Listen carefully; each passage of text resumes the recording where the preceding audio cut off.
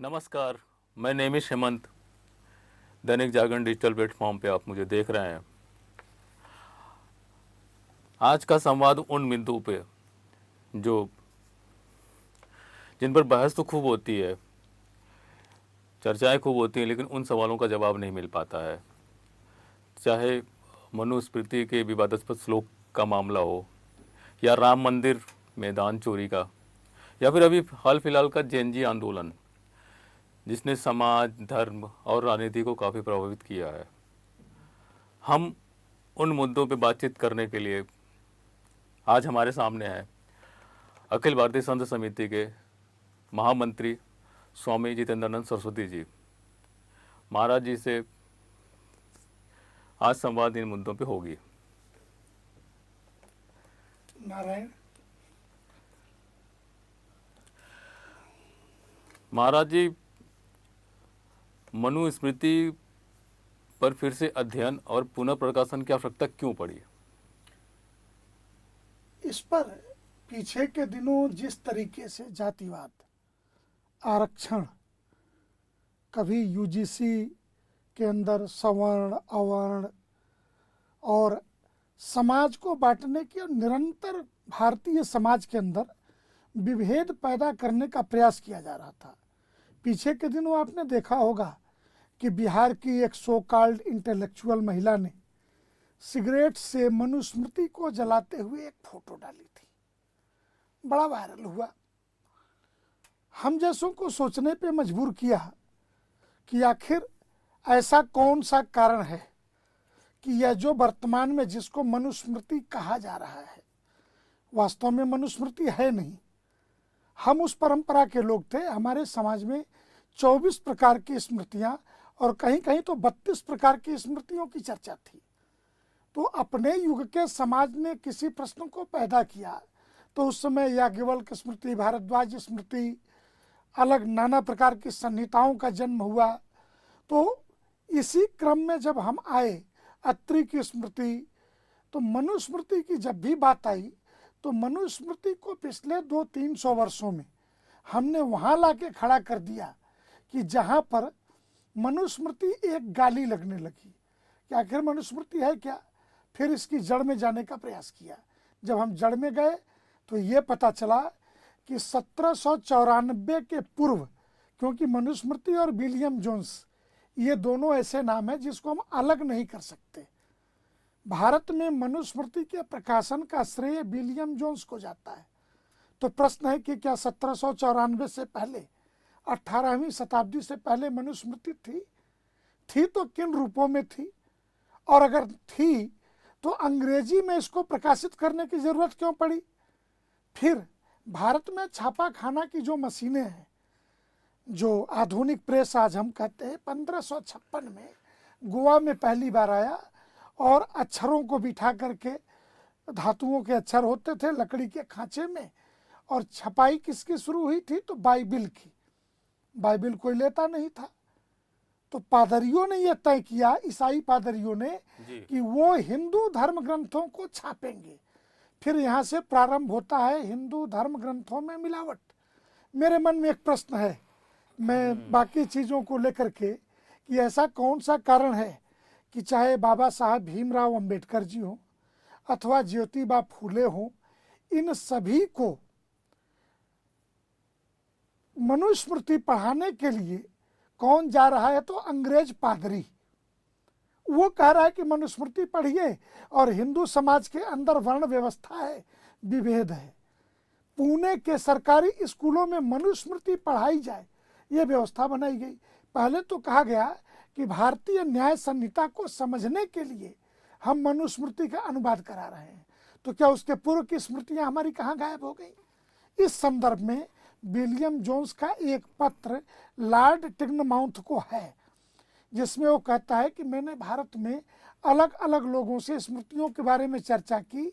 भारत के सभी पंडित विद्वानों के पास जो स्मृतियां थी मैंने उसे ले लिया, लोहे के बक्सों में भर करके मैं भेज रहा हूँ लंदन, और अगर मेरा स्वास्थ्य ठीक नहीं है, रास्ते में मेरी मृत्यु हो गई, तो आप अपने हिसाब से इन प्रतियों का उपयोग करना, और नहीं तो मैं आऊँगा तो मुझे वापस कर देना। क्या इसमें आपको षड्यंत्र की बू नहीं आती है? जरूरत क्या है? शुद्ध रूप से षड्यंत्र हुआ, मिलावट हुई।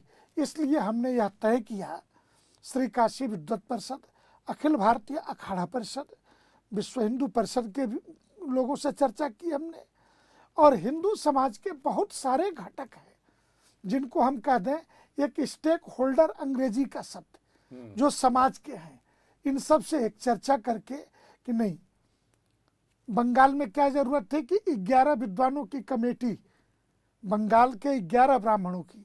ये जो ब्राह्मण थे ये कौन थे? तो ये जो जमींदार थे, जो वायसराय के अंडर में काम करते थे, उनके घरों के पुजारियों को ब्राह्मण विद्वान शब्द का नाम दे करके 11 व्यक्तियों की कमेटी बना करके, तो ये कमेटी भी स्वयं में संदिग्ध हो गई, क्योंकि ये सभी जमींदार रियाया थे वायसराय के। और वायसराय कौन है? तो आप देखिए पीछे मुड़ करके, काशी में महाराजा काशी नरेश की हत्या कराने का प्रयास कौन करता है?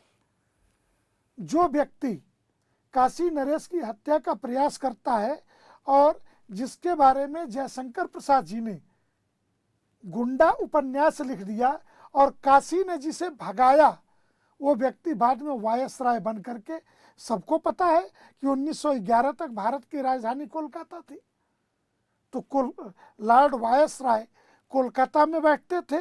तो ये सारे लोगों ने एक मिल करके लॉर्ड टिगमाउंट लंदन के अंदर, भारत के अंदर वारेन हेस्टिंग, और आते ही वारेन हेस्टिंग ने जो रॉयल एशियाटिक लाइब्रेरी है, जो सोसाइटी है लंदन के अंदर, उसकी शाखा कोलकाता के अंदर, एशियाटिक सोसाइटी कोलकाता की 1794 में रचना की जाती है, यहाँ पे स्थापित किया जाता है।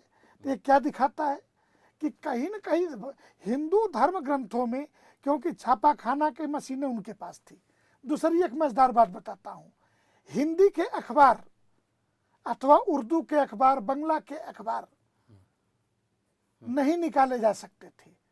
तो आपका कहना यह है कि उसमें ब्रिटिश काल में मिलावट की गई, उसमें अपने से श्लोकों को जोड़ा गया, जिससे कि हिंदू समाज विभाजित हो धर्म के जाति के नाम पे, और जिसमें दिखाया गया कि महिलाओं को नीचा रखना है।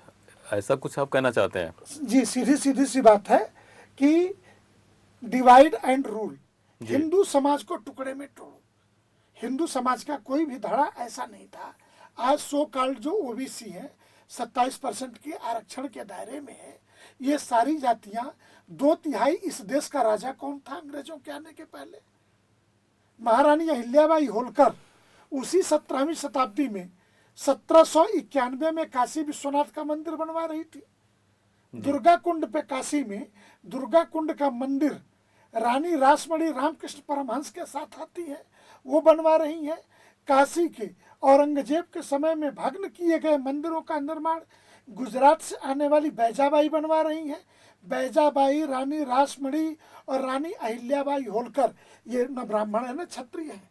ये ध्यान रखना चाहिए, सभी पिछड़ी जात से है। कोई पाल वंश से है, कोई दलित समाज से है। रानी रासमणी किस समाज से आती थी? ये किसी उच्च कुल की तो रानी नहीं थी, लेकिन ये सभी रानियों ने, और महिला की अगर स्थिति इतनी खराब थी भारत के हिंदू समाज में नारी शिक्षा की स्थिति, तो भगवत पाद शंकराचार्य से 2500 वर्ष पहले कालखंड को लेकर के कुछ मतभेद हो सकते हैं, लेकिन 1500-2000 साल पहले भी हम मान लें तो आप कल्पना कीजिए कि उभय भारती अपने पति मंडन मिश्र के समर्थन में शंकराचार्य से शास्त्रार्थ करती है, तो क्या उभय भारती के पिता ने पढ़ाया था?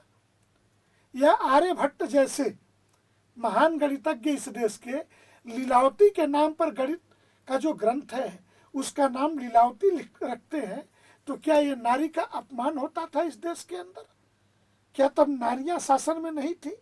और दशरथ के साथ कैकेयी अगर युद्ध भूमि में जा रही है तो कोई कमजोर महिला तो नहीं जा सकती।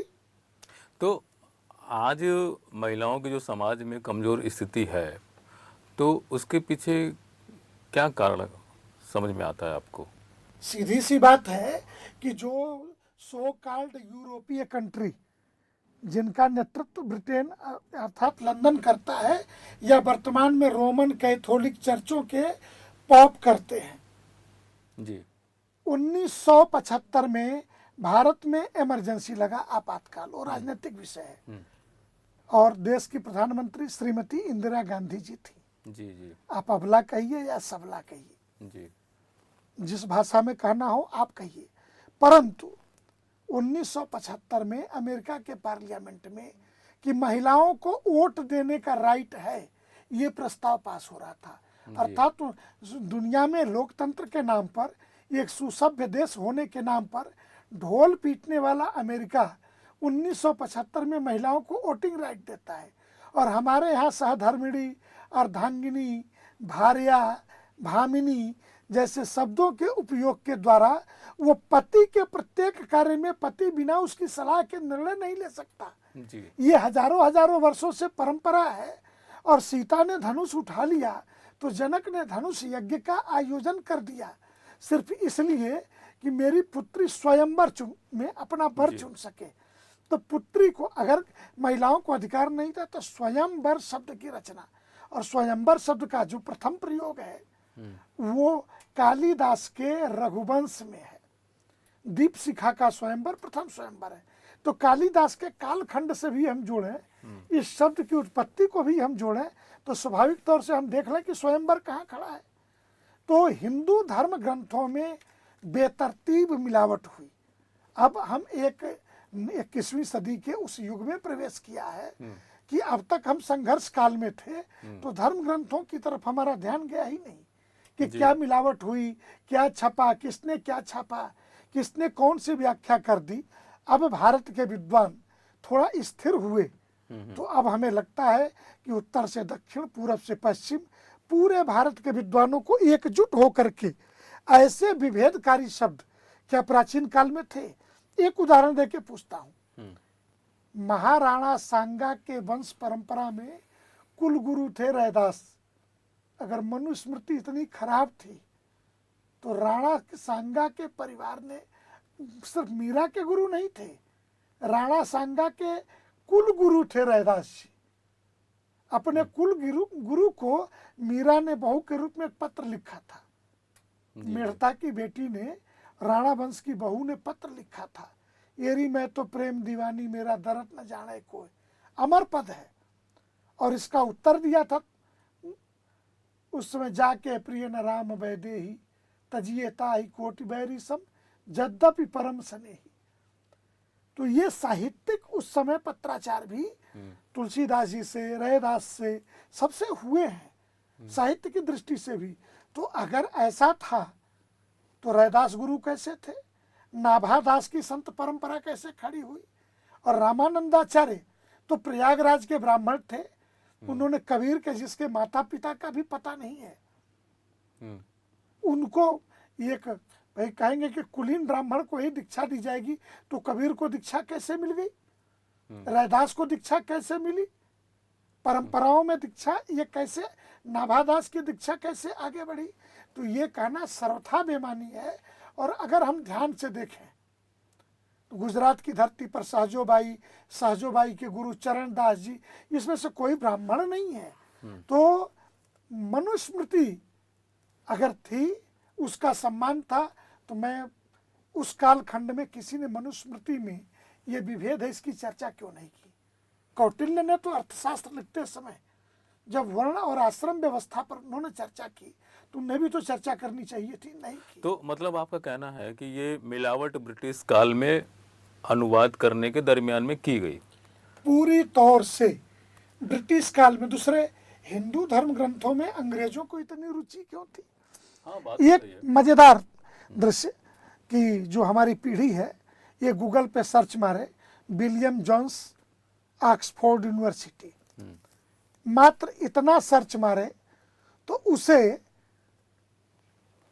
एक चित्र मिलेगा जो दीवारों पे वहां पे खुदा हुआ है। जूता पहन करके विलियम जोन्स कुर्सी पे बैठा है और उसके चरणों में वो बंगाली ब्राह्मण बैठे हैं नीचे, और नीचे बैठ करके वो जो ब्राह्मण हैं वो सभी उनसे कह रहे कि हिंदू लॉ लिखवाया जा रहा है, मनुस्मृति। तो जैसे आपने कहा कि मनुस्मृति का पुनः अध्ययन होगा, साक्ष्य जुटाए जाएंगे, देखा जाएगा कि उसमें क्या बाहर से शब्द जोड़ के उसको विवादास्पद बनाया गया। ये तो बड़ा भागीरथी प्रयास है। इसके लिए कैसे तंत्र काम करेगा, कैसे इसमें शोध होगा, क्योंकि उस समय की जो अपने पास में वेद है, उपनिषद है, जितने भी हैं वो मिलेंगे कैसे, कैसे एक जगह के ला के उसको और उसको किया जाएगा? थोड़ा इस पर भी प्रकाश डालें। भारत सरकार के संस्कृति मंत्रालय में एक डिपार्टमेंट है ASI, पुरानी इमारतों के 2000 3000 साल 5000 वर्ष भारतकालीन सभ्यता वो खुदाई कराता है, संरक्षण करता है, उसके इतिहास भूगोल रखता है। उसी में एक भारतीय पांडुलिपि मिशन भी है, जो भारत से पांडुलिपियां दुनिया के अंदर कहीं भी गई, चुराई गई। नालंदा विश्वविद्यालय को जलाया, तक्षशिला को खंडहर किया, पांडुलिपियां जली 6-6 महीने धू धू करके। बख्तियार खिलजी से लेके महमूद गजनवी तक के आक्रमण थे। तो इसके बाद भी बहुत सारे लोगों ने, एक बहुत ऐतिहासिक उदाहरण है कि एक ग्रंथ भगवत पाद शंकराचार्य, आदि शंकराचार्य के गुरुदेव गोविंद पाद गौड़ाचार्य ने लिखा था, और वो ग्रंथ झोपड़ी में आग लगा, जल गया।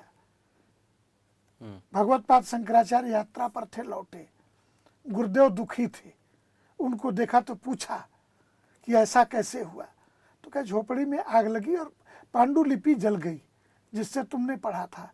तो उसने कहा, गुरुदेव आप निराश ना हो, मुझे याद है, क्योंकि भारत मूलतः धर्म के क्षेत्र में और विद्वता के क्षेत्र में हम श्रुति परंपरा के लोग हैं। जी जी। गुरुओं के द्वारा ये चतुर्वेदी, उपाध्याय, ये आचार्य, त्रिवेदी, द्विवेदी, तो ये जिसने इन वेदों का अध्ययन करने का काम अपने जिम्मे ले लिया था, जलाते रहो किताबें, पीढ़ी दर पीढ़ी हमारे बच्चे परंपरा में पढ़ते रहेंगे। तो जो परंपरा के बचे हुए विद्वान हैं, मेरे सुनने में आया कि चीन के किसी लाइब्रेरी में 2000 साल पुरानी पांडुलिपि है, अच्छा, भारतीय न्याय शास्त्र की। तो स्वाभाविक रूप से याज्ञवल्क्य स्मृति, भारद्वाज स्मृति, मनु स्मृति, ये सब होगी।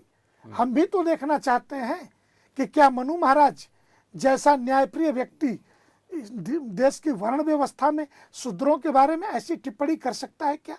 अगर 5000 वर्ष पहले, मनु महाराज तो भगवान कृष्ण से पहले के कालखंड है, 14 मनु हुए हैं, मनवंतर होते हैं, और अभी हम वैवस्वत मनु के कालखंड में जी रहे हैं। संकल्प लेते हैं तो भगवान कृष्ण कहते हैं गीता में, चतुर्वर्ण मया सृष्टि। तो चारों वर्ण जब भगवान कृष्ण की सृष्टि है, तो ऐसी परिस्थिति में एक वर्ण के लिए ऐसा अस्पृश्यता, और किसी भी शास्त्र में मैं दावे से एक वाक्य कह सकता हूं कि अस्पृश्यता नहीं है। ठीक राम राज्य के प्रसंग का वर्णन, भगवान राम जब रावण का वध करके लंका से लौट के अयोध्या आते हैं, राम राज्य की स्थापना होती है, तो सिर्फ राम राज्य की चौपाइयाँ जो गोस्वामी तुलसीदास जी 500 वर्ष पूर्व लिखते हैं, तो 500 वर्ष पहले भी अगर समाज में इस प्रकार की चीजें रही होंगी तो चर्चा तो होती कि नहीं होती कहीं न कहीं। तो क्या लिखते हैं कि राजघाट सब विधि सुंदर वर, मज्जहि वरन जहां चारों नर। क्योंकि नारियों के लिए घाट अलग होते थे, स्त्री और पुरुष अलग अलग स्थानों पे स्नान करेंगे, ये एक व्यवस्था थी। लेकिन चारों नर अर्थात जो राज सरोवर है, राज तालाब है, उसके चारों घाटों पे मज्जहि वरन जहां चारों नर। और दूसरी बात क्या कहते हैं, जो आज लोग सेकुलरिज्म की, बाकी चीजों की दुहाई देते हैं कि सब नर करई परस्पर प्रीति, चलहि स्वधर्म स्वरुचि स्वनीति। महाराज जी, चूंकि इस पर राजनीति भी खूब होती है, मनुस्मृति राजनीति कई राजनीतिक दलों के एजेंडे में रहता है। मनुस्मृति दिखा कि वो सनातन धर्म को टारगेट करते हैं, भाजपा को टारगेट करते हैं, संघ को करते हैं। वो कहते हैं कि मनुस्मृति से ही ये सब सारे संचालित होते हैं। तो आप जो कह रहे हैं कि हम इसका अध्ययन करेंगे, पुनः प्रकाशित कराएंगे, तो क्या वो जो तंत्र है, वो जो लोग हैं, वो आपकी बात मानेंगे? बात मानने मनाने की नहीं होती। पिछले 80 वर्षों से यह देश एक गणतांत्रिक लोकतांत्रिक व्यवस्था में जी रहा है। हमारे पास एक संविधान है। हम किसी धर्म के, किसी संप्रदाय के स्मृति को किसी व्यक्ति पर थोपने के पक्षधर नहीं है जी। लेकिन आज हमें जो कुछ दिखता है, नैतिक शिक्षा के अभाव के कारण, जीवन में धर्म नहीं होने के कारण बहुत सारे अनैतिक कदम, अमर्यादित आचरण, भाषा, बोली, आचरण के स्तर पर हम जिस दिशा में जा रहे हैं, वहाँ कभी कभार लगता है कि नहीं, ऐसे स्मृतियों की, ऐसे ग्रंथों की आवश्यकता है। दूसरे कि जब संविधान के मूल अधिकारों में धर्म स्वतंत्रता का अधिकार है, तो धर्माचार्य युगानुकूल व्यवस्था देने के लिए स्वतंत्र हैं कि नहीं है। हम यह तो नहीं कर रहे कि हम जो मूल पांडुलिपि है उनका संग्रह करने के बाद, उनको लाने के बाद जो एक स्मृति लेके, हमने अभी श्री काशी विद्वत परिषद का पत्र लेके मैं बैठा हूँ आपके सामने। मैं कह सकता हूँ कि जो वर्तमान की मनुस्मृति है, हमने इसको पूरी तौर से खारिज किया है। ये दूसरे शब्दों में कहें तो ये लीगल टेंडर नहीं है मनुस्मृति। इसलिए मनुस्मृति को आधार बना करके ब्राह्मणों को गाली देना, सवर्णों को गाली देना, उच्च वर्ण निम्न वर्ण की बात करना, ये सीधे सीधे मैं मानता हूँ कि एक षड्यंत्र होगा।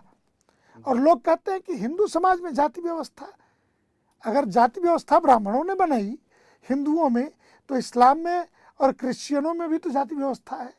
वो क्या ब्राह्मणों ने बना दी है? तो सभी समाज की अपनी एक व्यवस्था है।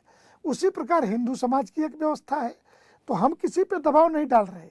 देश तो चलेगा संविधान से। इस देश की पवित्र पुस्तक जो है वो संविधान है। लेकिन जब व्यक्ति के आचरण की बात आएगी तो व्यक्तिशः धर्म का निर्धारण होता है। उस व्यक्तिशः धर्म में एक धर्म हमारा है राष्ट्र धर्म, अर्थात हम यहाँ के नागरिक हैं। तो नागरिक के नाते भी हमारा कोई कर्तव्य है। हम अधिकारों की तो बात करते हैं कि हम भारत के नागरिक हैं, हमारा ये अधिकार है, ये अधिकार है, ये अधिकार है। तो हमारे कर्तव्य क्या क्या है इस देश के लिए? अगर ये हमारी माँ है, ये हमारी जननी है, जन्मभूमि है, कर्म भूमि है, पुण्य भूमि है, जन्म यही लिया है, मरेंगे यहीं, तो कुछ हमारे कर्तव्य भी तो होंगे। तो उसमें जब धर्म की बात आएगी तो वो मार्ग का जो दर्शन है, मार्गदर्शन हम चाहते हैं आने वाली सदी में जो नई स्मृति के रूप में आए। और मनु महाराज ही क्यों, इनके पहले भी बाकी ऋषियों ने जो कुछ भी लिखा पढ़ा है। हमारा समाज तो इतना समावेशी है कि हमने सबके दर्शनों को स्वीकार किया। बृहस्पति देवताओं के गुरु हैं, लेकिन उनके शिष्य चारवाक अपने गुरु के विरुद्ध गए, तो क्या चारवाक के दर्शन को समाज में मान्यता नहीं मिली? क्या समाज के लोगों ने मान्यता दी? तो हम किसी पे थोप नहीं रहे। समाज स्वीकार करेगा आने वाले दिनों में। समाज के ऊपर उसके विवेक पर निर्भर करता है। जैसे किसी भी देश में उस देश के मजबूत होने का जो पैमाना होता है, क्या आप अमेरिका में अमेरिका के विरुद्ध कोई फिल्म बना करके वहाँ के सिनेमा हॉलों में चलवा सकते हैं क्या? वहाँ के सेना का अपमान, वहाँ के राष्ट्रपति का अपमान, ऐसी चीजें नहीं हो सकती। सवाल मेरा ये है कि मान लीजिए आप जो ये पूरी जो प्रक्रिया मनुस्मृति को लेके शुरू होने वाली है काशी विद्वत परिषद के नेतृत्व पे, तो जो पुनः संशोधित होकर जो मनुस्मृति सामने आएगी, क्या वही मान्य हो, ऐसा आप दावा सरकार के माध्यम से कर सकेंगे?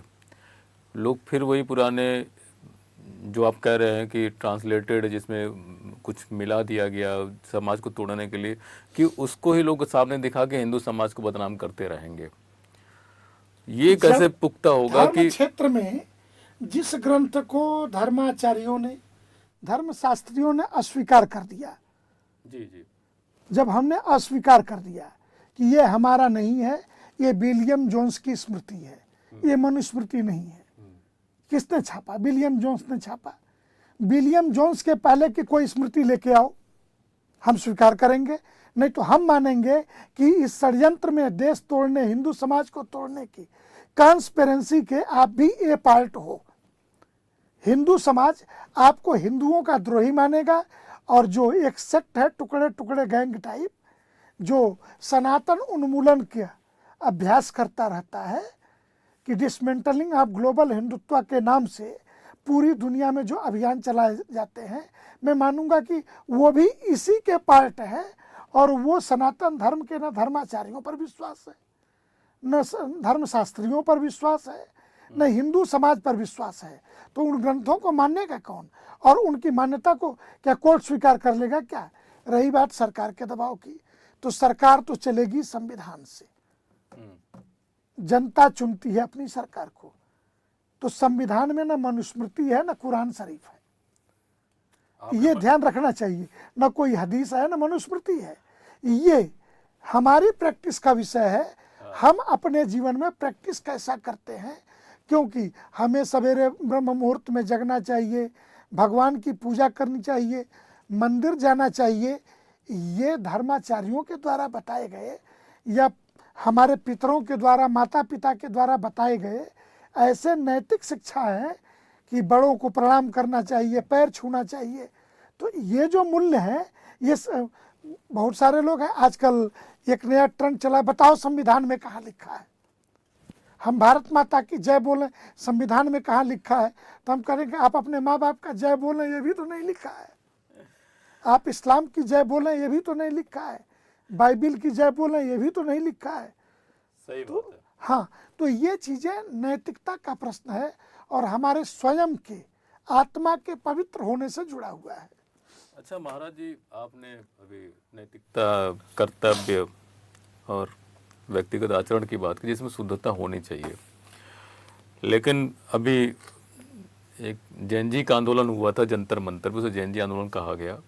उसमें उसकी चर्चा एक नीट एग्ज़ाम और तमाम परीक्षा प्रणाली और शिक्षा प्रणाली को लेके था। लेकिन उसकी चर्चा इसलिए अधिक हुई क्योंकि उस पर काफ़ी अश्लील नारे लगे, विवादास्पद पोस्टर लहराए गए, तमाम माता बहनों को लेके। अच्छा, करने वाले भी उसमें बहुत सारे लड़कियां, युवतियां थी। तो उनको कैसे एड्रेस किया जाएगा? हमारा मानना है भारत कभी भी वेश्या बाजार में नहीं बदल सकता है। भारत एक उच्च नैतिक मूल्यों वाला देश है। हमारी लाखों करोड़ों वर्षों की परंपराएं हैं, और मैं मानता हूं हमारे देश के युवक और युवती शरीर बेचने वाले नहीं हो सकते। प्राकृतिक रूप से परमात्मा ने एक थर्ड जेंडर बनाया। उनको भी धर्म क्षेत्र में मंदिरों के श्रृंगारी के नाते हमने व्यवस्था दी। देवी मंदिरों में पुरुष श्रृंगार नहीं कर सकता। हम कितने भी कुलीन हों, हम कितने भी सभ्य हों, हमारी माँ अगर बीमार हो तो हम माँ के कपड़े नहीं बदल सकते। हमें पड़ोस से किसी महिला को ही बुला के लाना होगा, किसी माँ बहन को दीदी भैया कह करके ही प्रेम से कि मेरी माँ को स्नान करा दो, उनके कपड़े बदल दो। तो स्वाभाविक तौर से हम ऐसे देश के लोग हैं। रही बात गाली की, माँ बहन की गालियाँ, इस देश में दो दो युद्ध, रामायण और महाभारत, नारी सम्मान के लिए ही लड़े गए। माँ सीता और सती द्रौपदी के सम्मान के लिए लड़े गए। तो लोग पूछते हैं कि माँ बहन की गालियाँ क्यों दी जाती? माँ और बहन के प्रति हम इतने सम्मान भाव से देखते कि कोई माँ बहन की जब गाली देता है तो हम बहुत जल्दी उत्तेजित हो जाते हैं। तो गाली तो व्यक्ति को उत्तेजित करने के लिए दी जाती है। परंतु पाश्चात्य देशों में अभी प्रधानमंत्री ने एक दिमागी नक्सल शब्द का भी प्रयोग किया।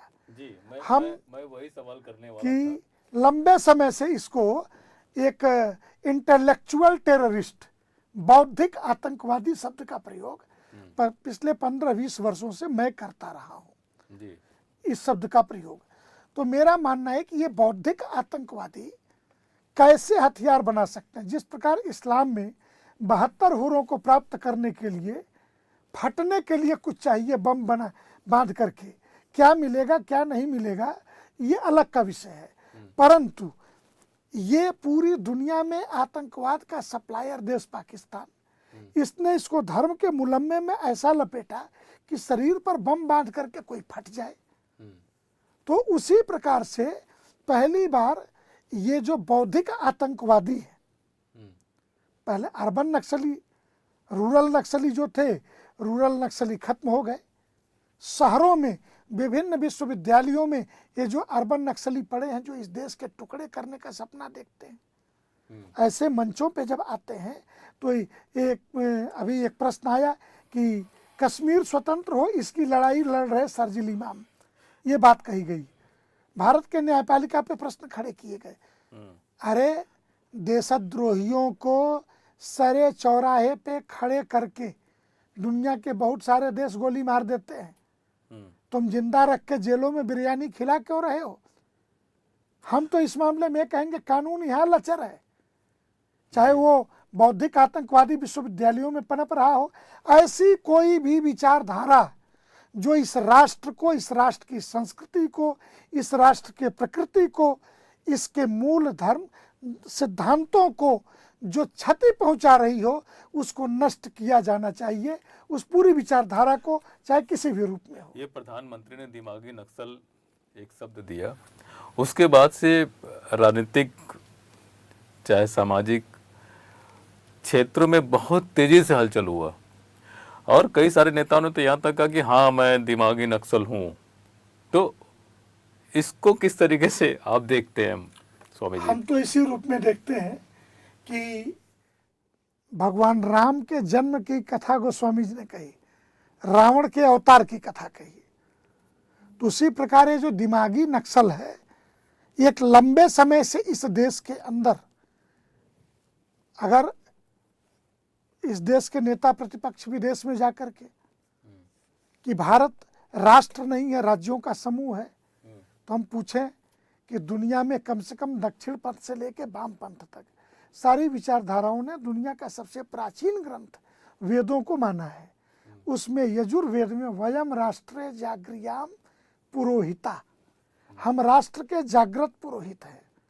फिर दुर्गा सप्तशती में, देवी भागवत में, कि अहम दुर्गी अहम राष्ट्री, मैं दुर्गा हूँ, मैं राष्ट्र हूँ।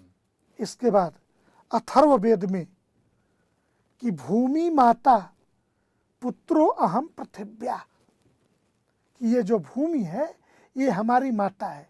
यहीं से भारत माता शब्द के कंसेप्ट का जन्म होता है, अथर्ववेद के सूत्र से। इस राष्ट्र के सिद्धांतों के विरुद्ध, इस राष्ट्र के संस्कृति सभ्यता जो लोग दुनिया में लेके गए, अच्छी चीजों का प्रचार प्रसार किया। अरे हमने क्या कहा? पितृदेवो भव, मातृदेवो भव। हमने क्या कहा? अतिथि देवो भव। यही तो कहा है कि अतिथि देवता है, माता पिता गुरु जिसने हमें ज्ञान दिया वो सभी देवता है। जह ददाति सा देवा, जो दे रहा है वो देवता है। तो कौन दे रहा है? तो वायु दे रहा है, ऑक्सीजन। नदी दे रही है पवित्र जल पीने के लिए, तो नदी देवी है। कुछ नदी देवता भी हैं, पुरुष हैं, ब्रह्मपुत्र हो, सिंधु हो। तो ऐसा नहीं है कि देवी देवताओं का वर्गीकरण हो, परंतु राष्ट्र को समझने के लिए एक सांस्कृतिक चेतना होती है। और जब हम यह मानते हैं कि ये राज्यों का समूह है, इस पर एक बहुत संसद की बहुत अच्छी बहस है। सोमनाथ चटर्जी जी लोकसभा के अध्यक्ष थे और उन्होंने कहा कि भारत 9 राष्ट्रों का समूह है। अगर राष्ट्र की बात कर रहे हैं तो सुषमा स्वराज ने कहा था कि उपराष्ट्रवाद तो ठीक है, लेकिन राष्ट्र तो एक ही है, भारत राष्ट्र। और इसके लिए उन्होंने तर्क दिया था कि अगर भारत राष्ट्र एक नहीं होता तो आपकी पैदाइश जिस विभाजित बांग्लादेश के अंदर है, अविभाजित, सोमनाथ चटर्जी अविभाजित भारत के, तो उस चटगांव के इलाके की एक माँ कभी भी, सुदूर पूरब समुद्र के किनारे की एक माँ अपने बेटे का नाम सुदूर पश्चिम समुद्र के किनारे सोमनाथ के नाम पर अपने पुत्र का नामकरण कभी नहीं करती अगर ये राष्ट्र एक नहीं होता, इसकी चेतना एक नहीं होती। बात सही कह रहे हैं। खुलेआम लोगों द्वारा कहा जा रहा है कि हम इसको नहीं मानेंगे। 15 अगस्त पे कांग्रेस पार्टी के मुख्यालय में ध्वजारोहण होता है, उसमें कांग्रेस पार्टी की पूर्व अध्यक्ष सोनिया गांधी होती हैं, कांग्रेस अध्यक्ष मल्लिकार्जुन खड़गे होते हैं, नेता विपक्ष राहुल गांधी होते हैं। वंदे मातरम गायन के बीच में ही, जबकि सावधान मुद्रा में सबको खड़ा हो रहना चाहिए, ये नियम है इसका, लेकिन उसमें वो इशारा करते हुए दिखाई पड़ती हैं कि इसको रोको। ये देख के मन आपका खिन्न नहीं होता है? मैं तो इसको एक पॉजिटिव वे में लेता हूँ भाई। अभी मैं राजनीतिक व्यक्ति नहीं हूँ, लेकिन कांग्रेस की मुख्य प्रवक्ता सुप्रिया जी सफाई दे रही थी कि सोनिया जी विवाह के बाद भारतीय हो गई। विवाह तो 1967-68 में हुआ था, 67-68 की बात है, विवाह हुआ राजीव गांधी जी से उनका, परंतु भारतीय नागरिकता 1983 के बाद उन्होंने लिया। वो भी तब जब उनकी सासू माँ स्वयं 80 से 83 3 साल प्रधानमंत्री रह चुकी थी, और एक विदेशी महिला इटली की नागरिक प्रधानमंत्री निवास में रह रही थी। ये तथ्यात्मक बातें हैं। जी जी जी। लेकिन इसमें जो मैं पॉजिटिव बात देखता हूं कि सोनिया राहुल खड़गे के मना करने के बाद भी कांग्रेस के मुख्यालय की छाती पर तिरंगा ध्वज के नीचे पूरा वंदे मातरम बजा, ये ज्यादा महत्वपूर्ण है हमारे लिए। चाहे जिसने भी बजाया वो बधाई का पात्र है।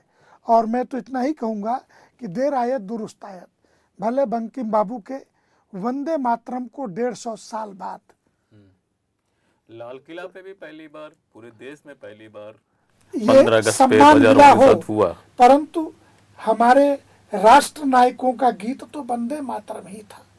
और अगर हम राष्ट्र गान की बात करें तो राष्ट्रगान में मैं भी कहता हूं कि हमारा राष्ट्रगान अधूरा है। सिंध को, पंजाब, सिंध, गुजरात, मराठा, जी जी जी, इसमें सिंध हमारे हाँ, पास सिंध तो है नहीं अपने पास में, सिंध तो है नहीं। हाँ तो इसलिए सिंध को हम मिला लें, फिर राष्ट्रगान भी पूरा वो पूर्ण हो जाएगा। सही कहा। लेकिन महाराज जी, एक सवाल आपसे व्यक्तिगत है। आप पूरे आंदोलन से लेकर मंदिर निर्माण तक उसमें आप शामिल रहे हैं। बात हो रही है राम मंदिर की, जिसमें दान चोरी का मुद्दा काफ़ी छाया हुआ है। उसमें SIT भी गठित हुई, गिरफ्तारियां भी हुई, रिपोर्ट्स कुछ आ गए, लेकिन उससे जो पूरे हिंदू समाज का जो मन आहत हुआ, आप उसको किस तरीके से देखते हैं? उसको एड्रेस कैसे करेंगे? 492 वर्षों का संघर्ष, श्री राम जन्मभूमि के टूटने से लेकर के बनने तक 77 बार के युद्ध, और उसके बाद सुप्रीम कोर्ट के संविधान बेंच के सर्वसम्मत फैसले से श्री राम जन्मभूमि प्राप्त हुई। पीढ़ी दर पीढ़ी का संघर्ष था। इसलिए एक सामान्य चोरी की घटना ने भी धार्मिक दृष्टि से हमें बहुत आहत किया। इसको हम अस्वीकार नहीं कर सकते। मन बहुत दुखी हुआ। लेकिन दूसरे परिप्रेक्ष्य में देखें कि ये शोर मचाने वाले लोग कौन हैं। 5 अगस्त को 2020 को जब श्री राम जन्मभूमि का भूमि पूजन हो रहा था, तो पूरी कांग्रेस पार्टी काले कपड़े में पार्लियामेंट के बाहर बैठी हुई थी। ये लोग जो राम मंदिर बनने देना नहीं चाहते थे, श्री राम जन्मभूमि पर मंदिर निर्माण के बाद एक 500 वर्षों के संघर्ष के बाद एक सूर्योदय हो रहा था 22 जनवरी 2024 को। पूरे देश का संत, विभिन्न क्षेत्रों की सनातन की हस्तियां, तो क्या इस देश का हिंदू इतना मूर्ख है कि ये बात नहीं समझता है कि कल तक जिन लोगों ने गालियां बकी, उत्तर प्रदेश में समाजवादी पार्टी अपने पार्टी कार्यकर्ताओं को सर्कुलर भेज करके कि तुम्हें राम जन्मभूमि के लिए कोई भी दान नहीं देना है मंदिर निर्माण के लिए। जब 2021 के जनवरी में निधि संग्रह अभियान चला, और एक बड़ा षड्यंत्र बताता हूं, श्री राम जन्मभूमि पर हाई कोर्ट का फैसला कब आया? 2009 के सितंबर में। लेकिन 2017 तक सुप्रीम कोर्ट में मुकदमे की 8 वर्ष सुनवाई क्यों नहीं हो सकी? 2009 के बाद 12 तक तो मायावती जी मुख्यमंत्री थी, इसके बाद अखिलेश यादव सीएम बने, और सुप्रीम कोर्ट में क्या कहा जाता रहा कि उत्तर प्रदेश सरकार की जिम्मेदारी है कि सबूत के जो पेज है उसका अंग्रेजी अनुवाद करा के दे। अखिलेश यादव ने षड्यंत्र पूर्वक 5 साल के शासन में 2017 तक इसका अनुवाद रोक करके रखा। बताया गया 1 लाख पेज है। ये कपिल सिब्बल जी के ऑन रिकॉर्ड सुप्रीम कोर्ट में कहे गए वाक्य हैं कि 1 लाख पेज अनुवाद नहीं हो सकता। 95,000 पेज अनुवाद हुए तो कुछ एक 20,000 पेज थे मात्र। और योगी आदित्यनाथ जी मुख्यमंत्री बनते ही उत्तर प्रदेश में अनुवाद कराए, तब सुप्रीम कोर्ट में मुकदमा शुरू हो चुका। जो 2017 में मुकदमा प्रारंभ होते ही तत्कालीन चीफ जस्टिस दीपक मिश्रा के विरुद्ध महाभियोग प्रस्ताव कि राम जन्मभूमि की सुनवाई करोगे तो तुम्हारे विरुद्ध पार्लियामेंट में हम महाभियोग का प्रस्ताव लाएंगे, और दीपक मिश्रा डर गए, उन्होंने सुनवाई बंद कर दी। ये कहा गया कि ये 2019 का लोकसभा चुनाव भाजपा जीतना चाहती है, उसके पॉलिटिकल एजेंडे में है। तो जिन लोगों ने षड्यंत्र किए इतने बड़े बड़े, राम मंदिर का निर्माण रोका, तो वो लोग अगर चंदा चोरी जैसा शब्द प्रयोग करें, पहली बात कि किसी ने चंदा नहीं दिया है, समर्पण है, दान है, वो श्रद्धा है, लोगों ने दी। और जो चोरी हुई वो किसी के दिए गए दान के पैसे की चोरी नहीं है जो रिकॉर्ड में है। जो पैसा हुंडी में गया था, हुंडी से बैंक कर्मचारियों की देखरेख में निकाला जाता था और गिनती कक्ष में जाता था, उस पैसे की गिनती में गड़बड़ी हुई और वहाँ से चोरी हुई है। मन बेहद आहत है। लेकिन जिन लोगों ने जीवन भर संघर्ष किए, पूरा जीवन रक्त का एक एक कतरा जिसने राम जन्मभूमि के लिए खपा दिया, उन्हीं व्यक्तियों को जब चोर कहा गया, मीडिया ट्रायल प्रारंभ हुआ, तो यह मन को और भी दुख देने वाली बात थी। मानसिक रूप से बहुत कष्ट पहुंचा। लेकिन इसके आगे की एक बात मैं कहता हूं, हमारा लक्ष्य क्या था? 2020 के अगस्त में भूमि पूजन से 22 जनवरी 2024 तक ये 4-4.5 वर्ष कि हम मंदिर जल्दी से जल्दी पूर्ण करें। जहाँ 500 कर्मचारी लगाने थे वहाँ 1500 लगाओ, जल्दी पूरा करना है। सीमेंट भी लगता तो 24 घंटे लगते हैं उसे सूख करके मजबूत होने में। तो पत्थर कहाँ से आएंगे, किसने रोका, कहाँ का पत्थर रोका, कैसे रोका? आप 2018 के बाद की जो परिस्थितियाँ देखिए, और मैं तो कहूँगा कि 2023 में बीजेपी की सरकार राजस्थान में आई है, और राजस्थान के भरतपुर से ही पत्थर आता था। अशोक गहलोत जी ने उस पर इंटरव्यू भी दिए हैं। तो वन विभाग के तरीके से कैसे कोई मुख्यमंत्री कि ये पत्थर नहीं, यहाँ खनन नहीं हो सकता, ये पत्थर नहीं जाएंगे। तो भांति भांति के रोड़े अटकाए गए, भांति भांति के तरीके अपनाए गए, फिर भी श्री राम जन्मभूमि का सूर्योदय हुआ। और ये मैं मानता हूँ एक सन्यासी के नाते, एक बचपन से, एक 12-14 साल की उम्र से इस आंदोलन का ये पार्ट रहा हूँ। बजरंग दल के पहले शिविर से जो 13-14 जुलाई 1986 को उसी कुबेर टीले पे हुआ था, तब से मैं जुड़ा हुआ हूँ। मैं मानता हूँ मन को कष्ट पहुँचा, लेकिन ऐसा भी कष्ट नहीं था कि हम श्री राम जन्मभूमि के आंदोलन और संघर्ष के नायकों को ही चोर ठहराने में जुट जाए। जिन लोगों ने गोलियां खाई, जिन संगठनों ने, संघ से लेके भारतीय जनता पार्टी, आडवाणी जी हों, अशोक सिंघल, अयोध्या के संतों में बाबा अभिराम दास से लेकर के रामचंद्र दास परमहंस जी, जीवित संतों में पूज्य नृत्य गोपाल दास जी महाराज से लेकर के जो पूरी परंपरा है अयोध्या की, सबको हम कटघरे में, प्रश्नवाचक घेरे में खड़ा करेंगे तो फिर हिंदू समाज कहाँ खड़ा होगा? मूल में बंगाल विजय के बाद हिंदू समाज का जो मनोबल बहुत ऊंचा हुआ कि बंगाल हम नहीं जीतते, तो ये तो खबरों की बात थी कि 4000 होटल के कमरे बुक किए गए थे कि जो लड़की पसंद आ जाए, अगर तृणमूल जीतती है तो उसको उठा लाओ उसके घरों से। और बाकी लोगों ने तो देखा ही कि कैसे वो जो उस गुंडे के घर में उस इलाके के किसी भी हिंदू के बेटी की डोली गुंडे के आवास पर उतरती थी। क्या क्या दृश्य नहीं देखा था बंगाल ने।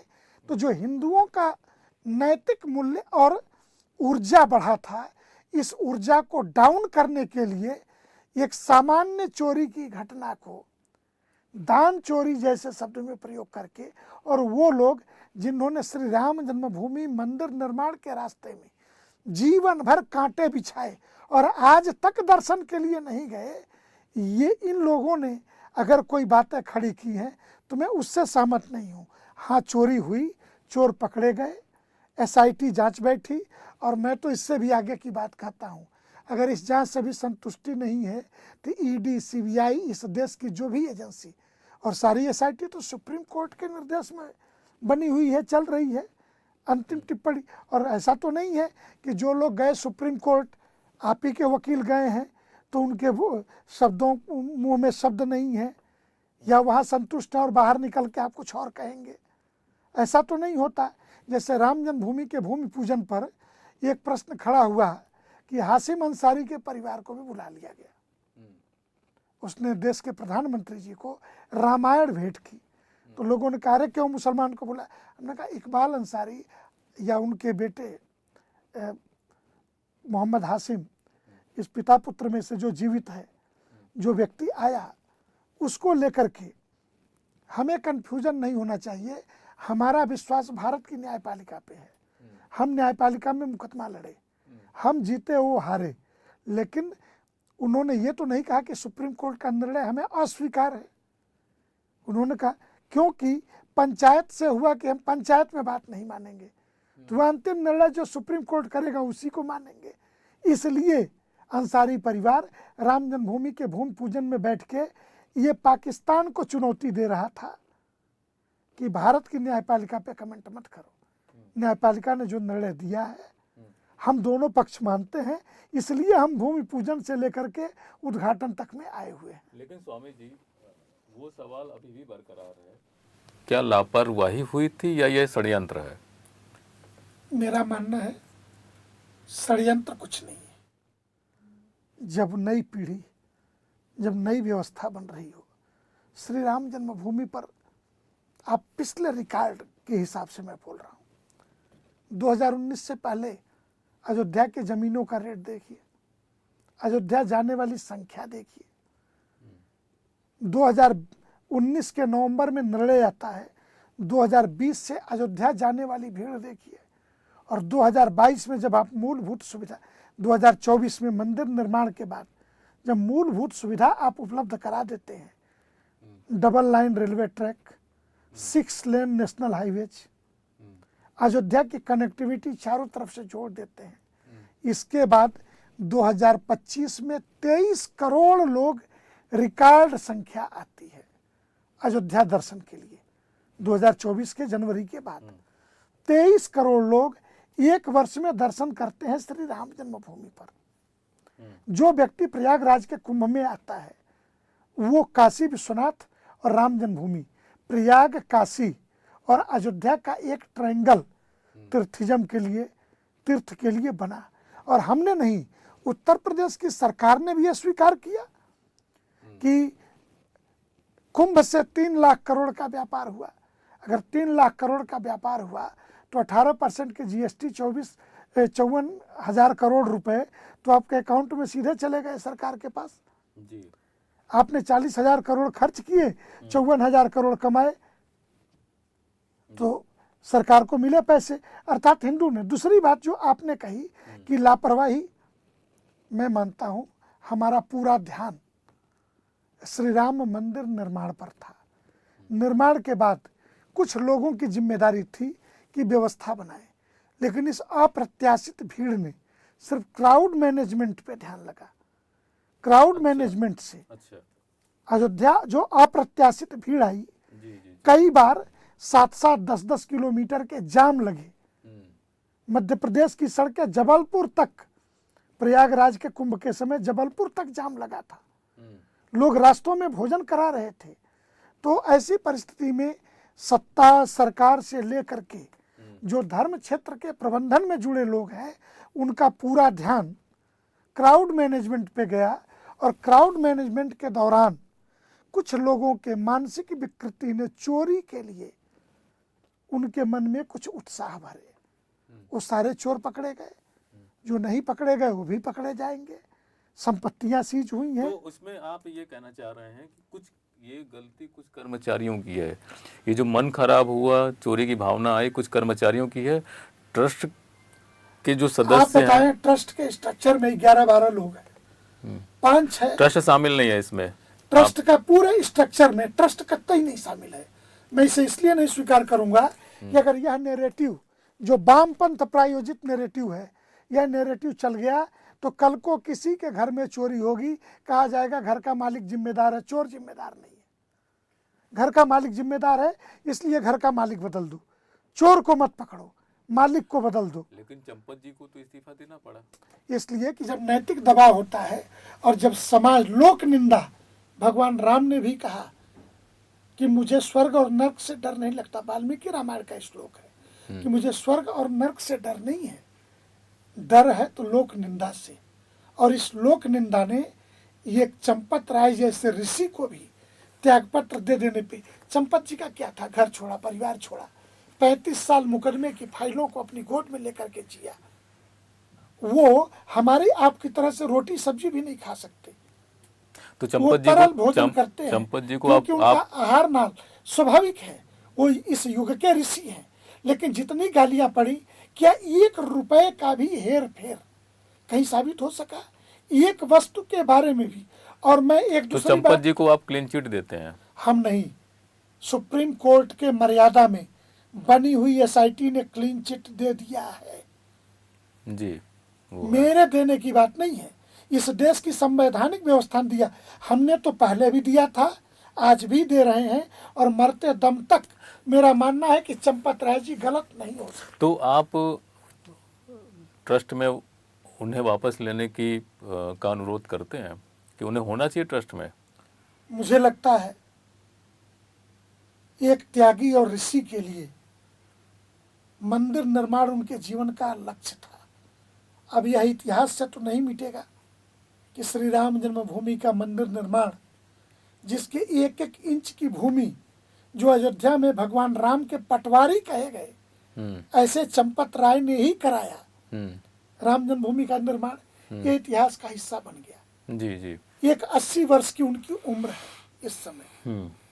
तो ऐसे भी आगे आने वाले कुछ समय बाद स्वाभाविक तौर से शरीर की गति, इंद्रिय शिथिलता, ये तो स्वाभाविक गति है, प्रत्येक मनुष्य की होनी है। वो तो कामकाज से स्वयं को अलग करता है। लेकिन एक बात उन्होंने जो कही, मैं उसका स्वागत करता हूं कि मैं हर प्रकार के जांच का सामना करूंगा और अयोध्या से बाहर नहीं जाऊंगा, कलंक लेकर नहीं मरूंगा। कलंक से मुक्त हुए अयोध्या के सारे संतों ने उन्हें बुला करके सम्मानित किया। पिछले 23 जुलाई को अयोध्या के हजारों संत एक साथ बैठे, सबने कहा चंपत राय पर हमें विश्वास है। चंपत राय को पिछले 40 साल से अयोध्या के 1-1 मठ मंदिर में धूल भागते, पीढ़ियां बदलती रही महंतों की, लोगों ने देखा था। लेकिन वर्तमान पीढ़ी के सामने ये संकट एक नैरेटिव का खेल बना करके, नैरेटिव के खेल में तो हिंदू समाज पिछड़ जाता है। स्वाभाविक है, हिंदू समाज ने ये छल छद्म के खेल नहीं जाने। हिंदू समाज ने तो राम रावण के आमने सामने के युद्ध में रावण के 10 शीश काट लिए, नाभि के अमृत सुखा दिए हैं आमने सामने के युद्ध में। लेकिन जब तक माया का युद्ध चलता है तो युद्ध लंबा खिंचता है, लेकिन अंततोगत्वा विजय धर्म की ही होती है। इसे हम सबको स्वीकार करना चाहिए। अच्छा महाराज जी, एक अंतिम सवाल है। ये जनसांख्यिकी बदलाव एक बड़ा मुद्दा बनता जा रहा है, बड़ी चिंता की वजह बनती जा रही है। गृह मंत्री अमित शाह जी ने इसमें एक हाई पावर कमेटी का भी गठन किया है। आपकी नज़र में ये कितना बड़ा मुद्दा है और इस पर क्या किया जाना चाहिए? अभी दिल्ली में एक प्रोटेस्ट हुआ जिसमें लगभग 3000 हार्ड कोर क्रिमिनल भी शामिल हुए थे। गृह मंत्रालय इसकी जांच कर रहा। दिल्ली के चारों तरफ ध्यान से देखिए, किन लोगों की बस्तियां हैं, ये बस्तियां वैध हैं या अवैध हैं। भारत के सीमा को एक बार मैप को रखिए, आपको यह जान करके आश्चर्य होगा कि बहुत योजनाबद्ध तरीके से भारत के जनसंख्यिकी में बदलाव करने का प्रयास हुआ। और वो बदलाव करने का प्रयास नहीं है मात्र, उसके पीछे के कुछ और भी षड्यंत्र हैं। उदाहरण के लिए कभी सीमावर्ती भारत के नक्शे की लोकसभा सीटों को देखिए, 2/3 सीटें भाजपा हार गई है। जी। उन सीटों पे वैश्विक एजेंसियां मिलकर के चुनाव लड़ रही थी और यह था कि यहाँ का सांसद ऐसा हो जो वैश्विक एजेंसियों को रिपोर्ट दे सके। 2019 में ऐसा नहीं हुआ था। 2019 के बाद उन्होंने रणनीति बदली और डेमोग्राफी चेंजिंग अनायास ही। सर्जिल इमाम थोड़ा कहा कि हम चिकन नेक दबा देंगे, 7 सिस्टर्स अलग हो जाएगा। अनायास तो बोला नहीं, अनायास ही इस देश के अंदर छोटे छोटे पाकिस्तान और इस देश के पहले CDS जनरल बिपिन रावत 2.5 मोर्चों का युद्ध, तो आधा मोर्चा इस देश के अंदर लड़ा जाएगा। तो दिल्ली के अंदर इस प्रोटेस्ट के माध्यम से ये बात तो साफ साफ दिख गई। मैं पूछता हूँ, आंदोलन छात्रों का है, उनकी समस्याएं हैं, सरकार को सॉल्व करनी चाहिए। युवा पीढ़ी के युवा मन की बात को समझना चाहिए। इसके लिए राज्य ही नहीं, मैं मानता हूँ कि जिले स्तर पर एक निश्चित आयु वर्ग के युवाओं के समस्याओं के लिए अलग से आप कोई पोर्टल भी लॉन्च कर सकते हैं।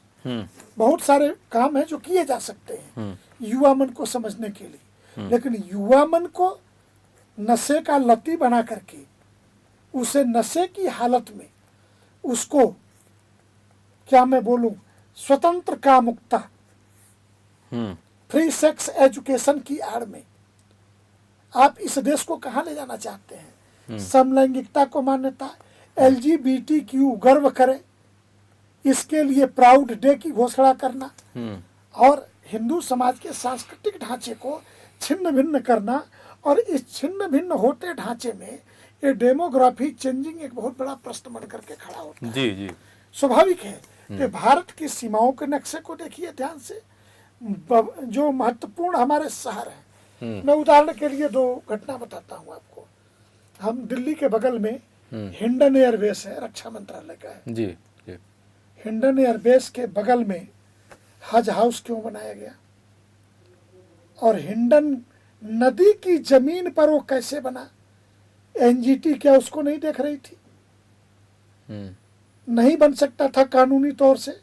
क्या पर्यावरण मंत्रालय ने NOC दी है उसकी? वो भवन बना क्यों? क्या इसलिए कि उसकी छत से हम हिंडन एयरबेस की निगरानी कर सकें?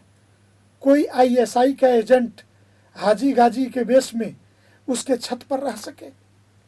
आप अगर ऐसे ध्यान से देखेंगे तो भारत के पुराने जितने महानगर हैं, सभी महानगरों में सैनिक बेस हैं। उन सैनिक बेसों के आसपास ऊंची ऊंची मीनारों की मस्जिदें क्यों खड़ी की गई हैं? ये निश्चित तौर से चिंता का विषय है, डेमोग्राफी चेंजिंग का विषय है। इससे हमें स्वीकार करना पड़ेगा। आज FCRA बिल के नाम पर ये इतने बिलबिलाए हुए लोग क्यों हैं? इस देश में देश तोड़ने के लिए माना आप पैसा ले रहे हैं, गरीबी के लिए, भुखमरी के लिए, शिक्षा के लिए, स्वास्थ्य के लिए, तो उस कानून में इतना ही तो कह दिया कि जिस मद में पैसा आएगा उसी मद में खर्च होगा। आप दूसरे मद में नहीं खर्च, आप क्यों दूसरे मद में खर्च करना चाहते हैं भाई? वो मद कौन सा है? क्या ऐसे प्रोटेस्टों के पीछे पैसा लगाने की मंशा है? इस देश के विकास को रोकने की मंशा है? लेकिन स्वामी जी, जो युवा मन के सवाल हैं वो तो है ही है, परीक्षाओं में गड़बड़ियां हो रही हैं, लेकिन स्वामी जी युवा मन के सवाल तो अभी भी जायज़ हैं, बने हुए हैं। चाहे परीक्षाओं में गड़बड़ियों का मामला हो, पेपर लीक का मामला हो, या घूस देकर नौकरी पाने का मामला हो, नशे का और अश्लीलता की जो बातें उनको परोसी जा रही हैं वो तो है ही है, लेकिन उनको उनकी अनिश्चितताएं भी बरकरार हैं। उसको कैसे एड्रेस किया जाना चाहिए? क्योंकि वो भी तो अपने समाज के लोग, मतलब अपनी अगली पीढ़ी वही है। अगर हमारी सारी शिक्षा व्यवस्था इस बात पर निर्भर है, इंटरव्यू बेस्ड शिक्षा व्यवस्था और नौकरी हमारा लक्ष्य है, अगर इस पर है तो दुनिया का कोई भी देश नौकरी नहीं दे सकता। जी। न दुनिया में किसी देश ने दिया है, न कोई देश दे पाएगा। क्योंकि इतना कठोर सच बोलना राजनेताओं के बूते की बात नहीं, मैं सन्यासी हूँ इसलिए ये बात कह रहा हूँ। जी। घाघ एक कृषि वैज्ञानिक थे, उन्होंने कहा उत्तम खेती मध्यम बान करे चाकरी भीख निदान। तो क्या 200-400 वर्ष पहले के इन ऋषियों को पता नहीं था क्या? राज्य सत्ता कितनी नौकरी दे सकती है पूरे देश में? तो हम अगर इंटरव्यू बेस्ड बनेंगे विभिन्न क्षेत्रों के, अमेरिकी कंपनियों में सारी प्राइवेट कंपनियां, चाइना, अमेरिका, दुनिया के विकसित देशों में रोजगार के जो अवसर हैं वो रोजगार के सारे अवसर प्राइवेट क्षेत्रों में हैं। सरकारी क्षेत्रों में निश्चित है, सेवा, संचार, सुरक्षा, कुछ क्षेत्र हैं जहाँ पे नौकरियां हैं बस। लेकिन हमारे युवा पीढ़ी को भी कहीं न कहीं सोचना होगा कि हम क्या बनना चाहते हैं। डॉक्टर, इंजीनियर, डॉक्टरों के हाल ये हो गए हैं कि डॉक्टर आते हैं बताते हैं कि प्राइवेट हॉस्पिटलों में टारगेट दिया जाता है जो बीमारी नहीं है। आज मरीज फंस गया है तो इसकी इतनी जांच करानी है, ऑपरेशन आवश्यक नहीं है, ऑपरेशन भी कर दो। पैकेज है, और इस पैकेज की जड़ में कुछ सरकारी व्यवस्थाएं भी हैं कि जो आयुष्मान कार्ड में अगर 5 लाख रुपए है तो एक बार फंस गया मरीज तो पूरे आयुष्मान कार्ड का भुगतान करा लो, सरकार से हम पैसे ले लेंगे। इस सबके मूल जड़ में मैं एक चीज़ मानता हूँ, वो एक विषय है कि हमारी नैतिक शिक्षा, जहाँ से बात शुरू हुई थी, हमें अपने पैरों पे खड़ा होना, अपनी जमीन, अपना घर परिवार, इस देश को अपना मानना। बड़ी मात्रा में अभी विषय आया कि अमेरिका के अंदर 2 वकीलों पे जुर्माने हुए, तो क्या करते थे, तो पंजाब से लोगों को कबूतरबाजी करा करके और ये बताया जाता था कि भारत में हमारी जान को खतरा है, इसलिए हमें यहाँ की नागरिकता दे दो, हमें शरण दे दो। ये 25-50 लाख रुपए फर्जी तरीके से लगा करके, वैध अवैध पैसे की मैं बात नहीं करता, ये जो लोग जा रहे हैं आखिर अमेरिका में क्या पा जाएंगे? हमें अपने देश के प्रति लगाव क्यों नहीं है? बिहार से पलायन क्यों? बिहार तो छोड़िए, भारत के गांव खाली हो गए। और सही बताऊं, जो 140 करोड़ की जनसंख्या कही जा रही है, मुझे नहीं लगता कि ये 140 करोड़ की इस देश की जनसंख्या है। ये 25-35 करोड़ कम ही होगी। क्यों? कि गांव तो खाली हो चुके हैं, वो गांव की आबादी शहरों में बसी है। तो जो डबल गिनती कराई है, तो SIR होने से, इस बार की जनगणना से बहुत सारी बातें निकल करके सामने जी जी जी महाराज जी, कि मकान कितने हैं और व्यक्ति कितने हैं। गांव में भी मकान नंबर पड़े हैं, एक एक व्यक्तियों के 4-4 मकान हैं, लेकिन व्यक्ति तो एक ही है, मकान तो उसके पास 4 हैं। और मैं तो ऐसे लोगों को भी जानता हूँ कि जिन्होंने 10 स्थानों पे अपने मकान बना रखे हैं, रिजॉर्ट बना रखे हैं। तो गिनती तो गणना वो भी होगी। स्वामी जी, आपने कहा कि सारा कार्य राजतंत्र नहीं कर सकता है, लेकिन संत परंपरा भी में भी तो विचलन दिखाई पड़ रहा है। संत परंपरा, मठ परंपराओं में भी विचलन है। कायदे से तो समाज को लीड करना चाहिए, समाज को शिक्षित करना चाहिए, लेकिन समाज और संत परंपरा में दूरी, और खासकर युवा पीढ़ी से, वो जाना पड़ेगा आपको। नहीं, यहाँ पे मेरा मत भिन्न है। तीर्थों में मंदिरों के प्रति बढ़ता लगाव, अगर मैं उदाहरण के लिए जैन जी की आपने बात कही कि एक 25-50 हजार, 1 लाख की संख्या भी मान लें, पूरे देश से जंतर मंतर पे प्रदर्शन करने वाले युवा हैं, तो अकेले हरिद्वार से 15 दिन के अंदर 4 करोड़ 80 लाख लोगों ने कांवड़ उठाए हैं। ये युवा नहीं है क्या? सही सही आपने कहा। ठीक, ये भी युवा तो है जी। तो इनके, ये जैन जी हैं कि नहीं है? दूसरे कि 1 जनवरी होगा ईसाई आंग्ल नव वर्ष, हम्म, परंतु उस दिन वाराणसी में एक दिन में काशी विश्वनाथ में 15 लाख लोग दर्शन करते हैं, अच्छा, अरे बड़ा अद्भुत। एक दिन में। हम्म, राम जन्मभूमि पर 12 से 13 लाख लोग दर्शन करते हैं। जी, ठीक, तो क्या ये जैन जी नहीं है? युवा पीढ़ी, ये मेरे शब्द नहीं है, इस देश के एक बड़े कवि के शब्द है कि सफेद संगमरमर का मकबरा देखना छोड़ करके युवा पीढ़ी मंदिरों की तरफ भागी है। जी, सैटरडे संडे के हरिद्वार वृंदावन की बढ़ती हुई भीड़, ये दिल्ली से जाने वाली सारी रोड जाम हो जाती है। हरियाणा, दिल्ली, पंजाब के नौजवान, हिमाचल की बड़ी मात्रा में हरिद्वार और वृंदावन की तरफ भागते हैं। तो ये जैन जी नहीं है। ऐसा नहीं है कि संत दायित्व नहीं निभा रहे, लेकिन ये सच है कि पूरा पर्दा सफ़ेद हो उस पर हमारी नज़र नहीं जाती। हाँ, 1-2 जगह काले छींटे मार दिया तो पूरे सफ़ेद पर्दे पे काले छींटे दिखते हैं। भगवान राम के कालखंड में एक कालनेमी हुआ और एक रावण हुआ, दोनों ने साधु के कपड़े पहने। वो व्यक्ति 2 थे, लेकिन उस कालखंड के 10 संतों के नाम पूछे जाए तो सामान्य व्यक्ति नहीं बता पाएगा, लेकिन कालनेमी और रावण का नाम जरूर बता देंगे। तो आज भी यही स्थिति है, और मैं मानता हूँ कि विचलन आया है। उस जी, संत जी। के वेश में बहुत बड़ी मात्रा है जो अपना पेट पाल रही है, लेकिन एक बहुत बड़ी मात्रा है जो समाज का मार्गदर्शन कर रही, और बड़े बड़े वीआईपीज जिनको आपके शब्दों में सेलिब्रिटी कहते हैं, विराट कोहली, अनुष्का हाँ, शर्मा हाँ। जैसे लोग, या वो एक बहुत बड़ा रेसलर, मुझे नाम भूल रहा कि वो चैंपियन था और उसने वृंदावन में संन्यास लेकर के भिक्षा मांग करके खा रहा है। आज के डेट में भिक्षा का प्रसाद ही वृंदावन में खा रहा है। तो ऐसी भी पीढ़ी है, और हमें अच्छा की तरफ, पॉजिटिव की तरफ जाना है। इसीलिए शास्त्रों ने कहा है तमसो माँ ज्योतिर्गमय, इसे ही स्वीकार करना चाहिए। बड़ा अच्छा लगा आपसे बातचीत करके, काफ़ी सवालों के जवाब मिले, और निश्चित ही हमारे दर्शकों को भी काफ़ी सवालों के जवाब मिले होंगे। कुछ अगर सवाल रह गए होंगे तो उसको कमेंट बॉक्स में ज़रूर लिखें। अगली बार जब साथ में बैठेंगे तो उसे पूछा जाएगा फिर भी बेबाकी से। मैं नेमिश रमन, नमस्कार।